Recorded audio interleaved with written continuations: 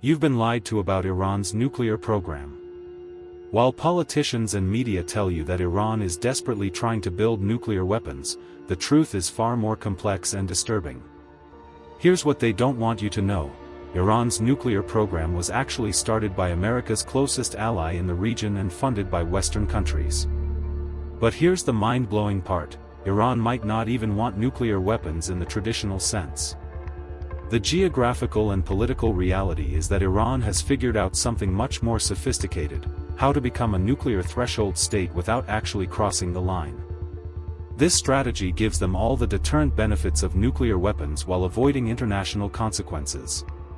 The curiosities about Iran's nuclear program run deeper than most people realize.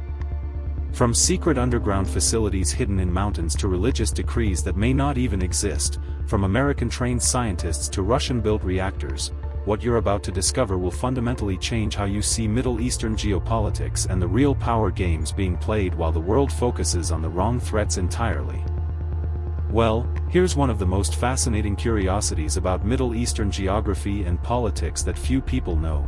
Iran's nuclear program didn't start with the Islamic Ayatollahs, but with Shah Mohammad Reza Pahlavi, a US ally, back in the 1950s. Yeah, you heard that right. The same country that's now seen as a nuclear threat had its program initially supported by the West. Actually, it was President Eisenhower's Atoms for Peace program that provided Iran with its first research reactor in 1967, installed at the University of Tehran. These historical curiosities show how geopolitical alliances can change dramatically over time. During the 1970s, the Shah had ambitious plans to build 23 nuclear power plants by the year 2000, transforming Iran into a civilian nuclear power. Indeed, Iran's strategic geography, located between Asia and Europe, with vast oil reserves, made the country a natural candidate to diversify its energy matrix. The Shah even signed contracts with German, French, and American companies to build nuclear reactors, including the famous Bushehr reactor, which began construction by Germany's Siemens in 1975. Interestingly, many Iranian nuclear scientists were trained at MIT and other American universities during this period. But then came the Islamic Revolution of 1979, and everything changed dramatically. Ayatollah Khomeini initially considered the nuclear program as a satanic inheritance from the Shah and paused many projects. However, the Iran-Iraq War, 1980 to 1988, completely changed this perspective. When Saddam Hussein began using chemical weapons against Iranian troops, killing over 100,000 people, Iranian leaders realized they needed a more robust deterrent capability. Iran's geography, surrounded by countries with advanced military capabilities, became a crucial factor in this strategic decision. These geographical and historical curiosities are fundamental to understanding how Iran's nuclear program evolved from a civilian project into something much more complex. Now, here's where things get really interesting, and honestly, most people have been completely misled about this part of the story. The AMAD project, which literally means dimension in Persian, was Iran's most secretive nuclear weapons research program that ran from 1999 to 2003.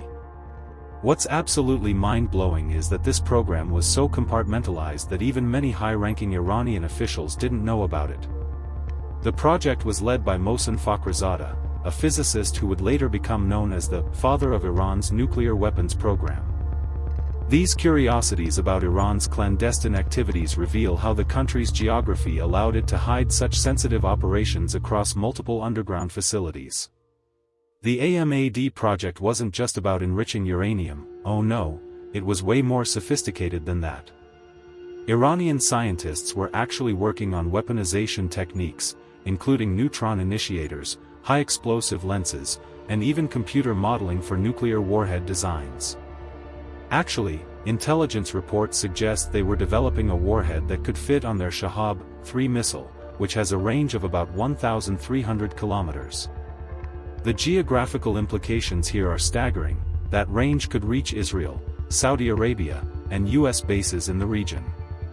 What makes this even more fascinating is that Iran was simultaneously part of the Nuclear Non-Proliferation Treaty, creating one of the most complex deception operations in modern history.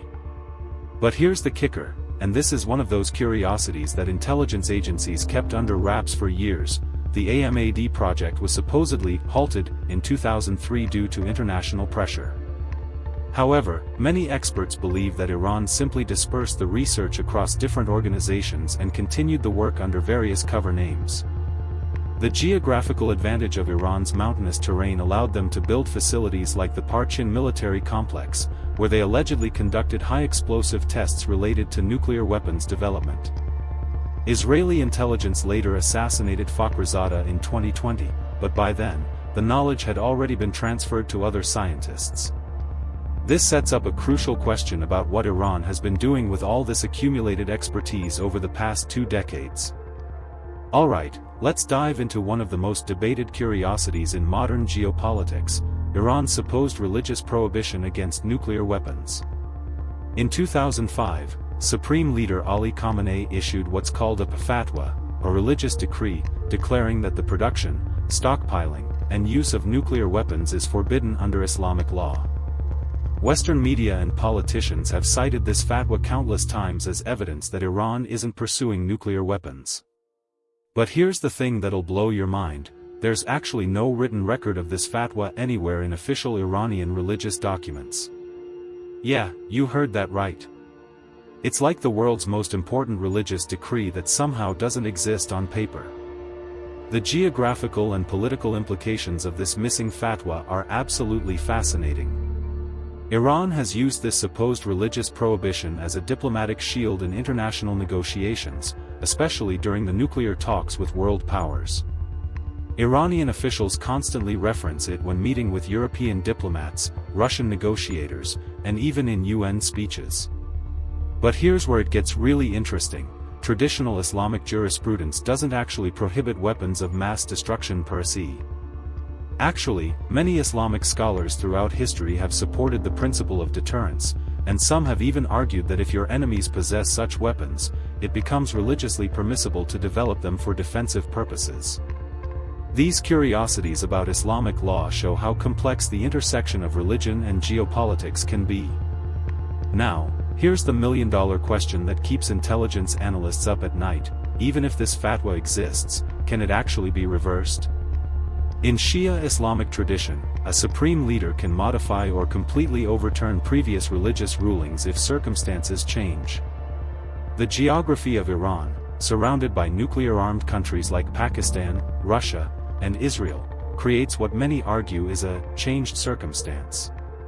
Some Middle Eastern experts believe that Iran is deliberately keeping this fatwa vague and undocumented so it can be quietly reversed when the time comes. This ambiguity has allowed Iran to maintain its nuclear program while keeping the door open for future weaponization, creating one of the most sophisticated strategic deceptions in modern history. Here's where the geographical curiosities of Iran's nuclear program become absolutely mind-blowing, and trust me, the locations of these facilities weren't chosen by accident.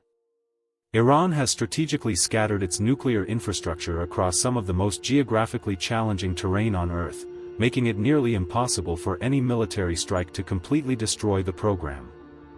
The crown jewel is the Fordow facility, built deep inside a mountain near the holy city of Qom, about 100 kilometers southwest of Tehran. This underground complex is buried so deep, we're talking 90 meters under solid rock, that even the most advanced bunker-busting bombs would struggle to reach it. The geographical advantage here is incredible. The facility is naturally protected by massive granite formations that took millions of years to form. But wait, it gets even more fascinating when you look at the complete picture of Iran's nuclear geography. The Natanz facility, located in the central Iranian desert, uses the region's extreme isolation as a security feature. It's literally in the middle of nowhere, surrounded by hundreds of kilometers of barren landscape. Then there's the Bushehr power plant on the Persian Gulf coast, strategically positioned to use seawater for cooling while being close enough to population centers to make any attack politically costly. What's really clever is how Iran has used its mountainous geography to create a network of interconnected facilities that can continue operating even if some are damaged. The Iraq heavy water reactor, the Isfahan conversion facility, and numerous other sites are spread across different provinces, creating a nuclear archipelago that's geographically dispersed but operationally connected. The most intriguing geographical curiosity, though, is how Iran has leveraged its massive size, it's the 18th largest country in the world, to create what intelligence experts call nuclear redundancy. For every known facility, there are likely several unknown backup sites hidden in Iran's vast mountain ranges and desert regions. The Zagros Mountains, which run through western Iran, contain countless natural caves and underground spaces that could house secret facilities. Recent satellite imagery has revealed suspicious construction activities in remote areas of provinces like Kermanshah and Lorestan, suggesting that Iran's nuclear program has a geographical footprint far larger than most people realize. This strategic distribution creates a situation where even the most comprehensive military action would likely leave significant portions of the program intact, setting up a complex challenge for anyone trying to stop Iran's nuclear ambitions. Now, here's where the story takes a dramatic turn that most people completely misunderstood: the 2015 Joint Comprehensive Plan of Action, JCPOA, better known as the Iran nuclear deal. This wasn't just any ordinary international agreement, it was one of the most complex diplomatic achievements in modern history, involving Iran, the United States, United Kingdom, France, Germany, Russia, and China. The geographical implications were staggering. The deal essentially froze Iran's nuclear program for 15 years in exchange for lifting crippling economic sanctions that had isolated this strategically located country for decades. What's fascinating is that the negotiations took place in some of the most luxurious hotels in Vienna, Austria, where diplomats spent countless hours hammering out technical details about uranium enrichment levels and centrifuge numbers. But here's one of those curiosities that the media barely covered: the deal was actually working remarkably well from a technical standpoint. The International Atomic Energy Agency, IAEA, conducted over 400 inspections of Iranian facilities and consistently reported that Iran was complying with its obligations. Iranian uranium stockpiles were reduced by 98%, and the country's most advanced centrifuges were put into storage under international supervision. The geography of compliance was impressive too. International inspectors had unprecedented access to facilities across Iran, from the underground Fordow site to the desert complex at Natanz. Iranian scientists were even required to explain their past nuclear activities, including details about the mysterious AMAD project we discussed earlier. Then came May 8, 2018, and everything fell apart when President Trump announced that the United States was withdrawing from the deal. The geographical and economic consequences were immediate and devastating. Iran's oil exports plummeted from 2.5 million barrels per day to less than 500,000 barrels per day due to renewed sanctions. Within a year, Iran began violating the agreement's restrictions, increasing uranium enrichment levels and reducing IAEA access to key facilities. The most shocking development came in 2019 when Iran announced it was enriching uranium to 60% purity, just a short step away from weapons-grade material. These curiosities about international diplomacy show how quickly decades of progress can unravel, and how Iran's strategic geography makes it nearly impossible to contain once the country decides to accelerate its nuclear program. Alright, here's where we get to the present day, and honestly, the situation is far more alarming than most people realize. As of 2024, Iran has accumulated enough enriched uranium to potentially build several nuclear weapons if it chooses to do so. The International Atomic Energy Agency reports that Iran currently possesses over 4,000 kilograms of uranium enriched to various levels, with some enriched to 60% purity. That's dangerously close to the 90% needed for weapons-grade material. What makes this even more concerning is Iran's geographical advantage in terms of breakout time. Experts estimate that Iran could produce enough fissile material for one nuclear weapon in just 10 to 12 days if it decided to sprint toward a bomb. These curiosities about nuclear timelines show how quickly the regional balance of power could shift. The geographical implications for the Middle East are absolutely staggering, and this is where most analysts believe we're heading toward a nuclear domino effect. If Iran develops nuclear weapons, Saudi Arabia has already indicated it would pursue its own nuclear program, followed potentially by Turkey, Egypt, and other regional powers. The geography of the Persian Gulf, one of the world's most strategic waterways where 40% of global oil passes through, would become a nuclear flashpoint. Actually, Saudi Crown Prince Mohammed bin Salman has publicly stated that if Iran gets nuclear weapons, his country will, without a doubt, follow suit. The United Arab Emirates has already started building nuclear power plants with help from South Korea, creating the infrastructure that could potentially be converted to weapons production. But here's the most fascinating part about Iran's current nuclear capabilities: the country has essentially become a threshold nuclear state, meaning it has all the technical knowledge and materials needed to build nuclear weapons but hasn't yet crossed that final line. The geographical reality is that Iran's mountainous terrain and dispersed nuclear infrastructure make it virtually impossible to completely destroy through military action. Recent developments, including the assassination of key nuclear scientists and cyber attacks like Stuxnet, have slowed but not stopped Iran's progress. The country's nuclear program has become so embedded in its national identity and strategic doctrine that even regime change might not eliminate it entirely. This creates a complex geopolitical puzzle where the world must decide whether to accept Iran as a nuclear threshold state or risk a catastrophic regional war trying to stop it. So there you have it, the real story behind Iran's nuclear program that the mainstream narrative has been hiding from you. From the Shah's American-backed nuclear dreams to today's sophisticated threshold strategy, Iran has essentially checkmated the international community by mastering nuclear ambiguity. But here's the question: what are you going to do with this knowledge? Are you going to continue accepting oversimplified narratives, or start questioning everything you've been told about Middle Eastern geopolitics?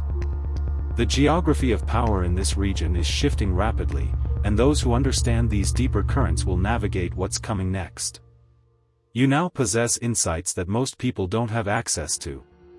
Use this knowledge to become a more informed citizen, ask better questions, and see through the smoke screens that obscure real geopolitical developments. The future belongs to those who think critically about complex global issues. Ready to discover more curiosities that challenge everything you thought you knew? Subscribe to the channel and hit that notification bell.